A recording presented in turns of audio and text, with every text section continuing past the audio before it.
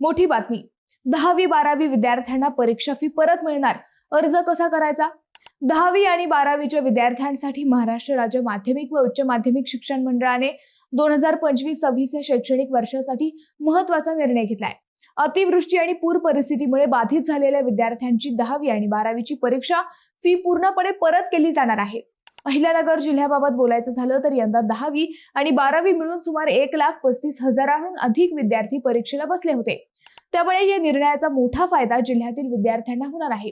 मात्र ही सवलत शासनाने ठरवलेल्या निकषानुसार केवळ प्रत्यक्ष पूर किंवा अतिवृष्टीमुळे बाधित विद्यार्थ्यांनाच ह्याचा लाभ दिला जाणार आहे. यासाठी विद्यार्थ्यांना स्वतः अर्ज करण्याची गरज नाही. संबंधित शाळा किंवा कनिष्ठ महाविद्यालयानेच मंडळाच्या संकेतस्थळावर लॉग इन करून विद्यार्थ्यांची माहिती भरायची आहे. ही प्रक्रिया 20 एप्रिल 2026 ते 2 मे 2026 या कालावधीत पूर्ण करावी लागणार आहे.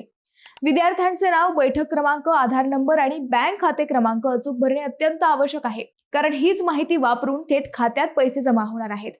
मंडळी, हा निर्णय हजारो कुटुंबांसाठी मोठा आधार ठरणार आहे. त्यामुळे ही माहिती प्रत्येक विद्यार्थी आणि पालकांपर्यंत नक्कीच पोहोचवा. व्हिडिओ शेअर करा, लाईक करा.